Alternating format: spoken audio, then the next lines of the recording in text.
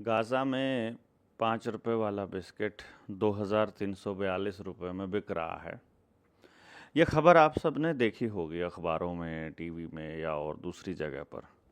और आपको लगा होगा कि ये हालात हमारे देश में नहीं होने वाले।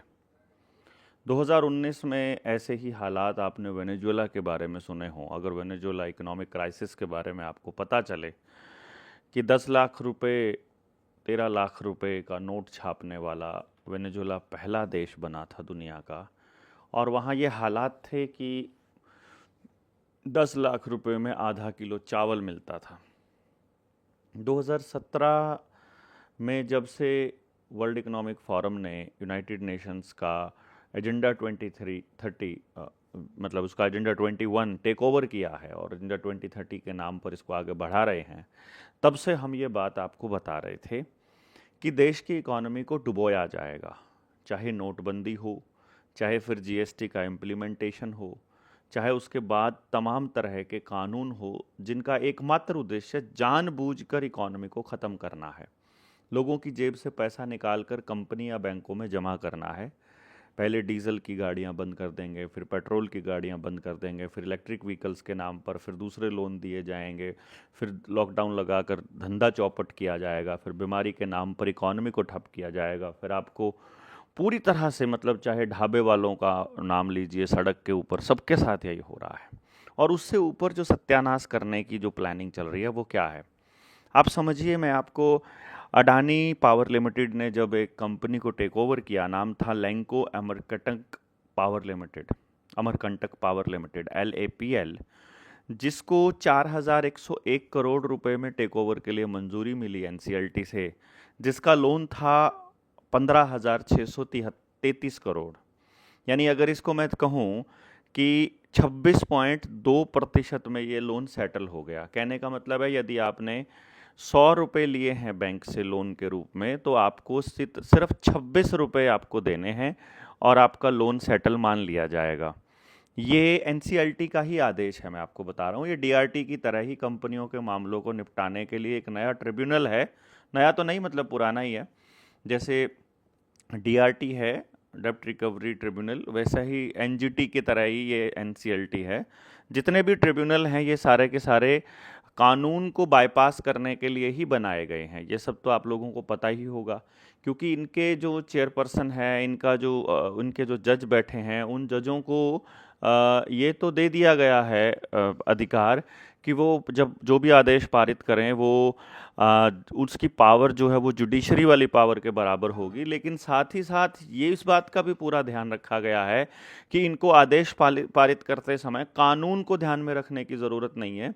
जैसे NCLT में कंपनी के लॉज को कंपनी के नियमों को ध्यान में रख ले, DRT के लिए बैंकों के नियमों को या RBI के नियमों को ध्यान में रख के आदेश पारित कर दे। ज़रूरी नहीं है कि उनको कानून के हिसाब से जवाब देना हो या कानून के हिसाब से उनको बोलना हो। जैसे NGT का है, आप यदि कोई फैक्ट्री लगाने के लिए 2 पेड़ काटते हैं तो NGT आपके ऊपर मुकदमा दर्ज कर देगा, आपको जेल भेज देगा, आपकी कंपनी के को भी बंद करवा देगा, सील कर देगा और कभी भी परमिशन नहीं मिलेगी, ऐसा इंतज़ाम कर देंगे। लेकिन साथ के साथ 1 लाख एकड़ ज़मीन पर पेड़ काटते समय उसको पर्यावरण का बिल्कुल ख्याल नहीं रहता है। हैदराबाद में जो जंगल काटे गए, जो अभी आदिवासियों को खाली करवा करके उनको मारा जा रहा है, उस वक्त वो कुछ नहीं बोलेगा। ये इतना सिलेक्टिव डिसीजंस होता है, जैसे कि इन्होंने प्लान करके इस पूरे के पूरे खेल को अमली जामा पहनाने के लिए ही इन सब ट्रिब्यूनल्स का निर्माण किया है या इनको बनाया है या इनको अस्तित्व में लेकर आए हैं, और देश की जनता को कुछ पता नहीं है, इसलिए वो कुछ बोल नहीं सकते हैं। इसी तरह से एक और कंपनी है जिसको ये भी मैंने आपको बताया कि 100 रुपये अगर आपने लोन लिया है तो अडानी को मात्र 26 रुपये 20 पैसे पे करना है और आपका लोन सेटल हो जाएगा और आपको आगे और लोन भी मिल जाएगा। एमटेक ऑटो लिमिटेड के नाम से एक कंपनी है जिसका लोन था टोटल 12,641 करोड़ रुपया। आपके लिए ये करोड़ों ऐसा लगता होगा ना कि बड़ा नॉर्मल सा डिजिट है, पर अगर देखेंगे तो इतने रुपए हमने कभी ज़िंदगी में अपने अपने पूरे गांव ने भी नहीं देखे होंगे। 12,641 करोड़ रुपया। वो लोन जो है वो चुकता नहीं कर पाई कंपनी, तो उसको 2615 करोड़ रुपए में वो लोन सेटल हो गया और उसके बाद उसको मतलब आगे कंपनी को बिजनेस करने की परमिशन मिल गई। यदि इसको हम प्रतिशत में देखें तो ये 20.68% बनता है। यानी आपने 100 रुपये का लोन लिया था तो मात्र आपको 20 रुपये 68 पैसे पे करना है। इसी तरह से आलोक इंडस्ट्रीज के बारे में तो आपने सुना ही होगा, उसका भी 29,524 करोड़ रुपए का लोन था, जो कि मात्र 5,000 करोड़ रुपए में ही चुकता हो गया, जो 16.9% के करीब बनता है। यानी आपने 100 रुपये का लोन लिया तो आपको मात्र 16 रुपये 90 पैसे यानी 17 रुपये पे करने हैं और आपका लोन चुकता हो जाएगा। इसी तरह से आधुनिक मेटालिक प्राइवेट लिमिटेड की बात करें तो 5,371 करोड़ रुपए का लोन था, जिसको 410 करोड़ रुपए में सेटल कर दिया गया। इसको आप प्रतिशत में कैलकुलेट करोगे तो 7.6% बनता है। मतलब आपने 100 रुपये का लोन लिया तो आपको मात्र 7 रुपया 60 पैसा पे करना है और आपका सारा लोन चुकता मान लिया जाएगा। अब इस चीज़ को आप कैसे देखते हो? मैं इसको ऐसे देखता हूँ कि जो आपका मकान है उस पे आपने अगर लोन लिया है 20 लाख रुपए का और 6-7 साल हो गए हैं और आपने लोन भरते हुए मतलब एक भी किस्त नहीं तोड़ी है, तो अभी भी आपको लगभग उतना ही रुपया देना पड़ेगा, अभी भी फिलहाल भी। और यदि इस 20 लाख की छोड़ दीजिए, अगर 2 करोड़ का भी मकान है और आपके सिर्फ 2 लाख रुपया पेंडिंग बचा है, तो भी आपके मकान को सील करने के ऑर्डर आ जाएंगे। तब वो आप यानी आप 99.9% पैसा भी यदि आप भर चुके हो तो भी आपके मकान के सील करने के ऑर्डर आ जाएंगे। और यहाँ कंपनियों के सील करने के ऑर्डर नहीं आते, बल्कि उनका लोन सेटल हो जाता है 15% में। और 15% तो बहुत बड़ी बात है। अभी एनसीएलटी का ही एक आदेश आया था जिसमें अडानी का एक लोन सेटल किया था मात्र 1% में। यानी 100 रुपये का लोन लिया और 1 रुपये में वो चुकता हो गया, 99 रुपये उसके माफ़ हो गए थे। वो 5,000 कुछ 4,000 कुछ रुपए पर मतलब करोड़ का लोन था।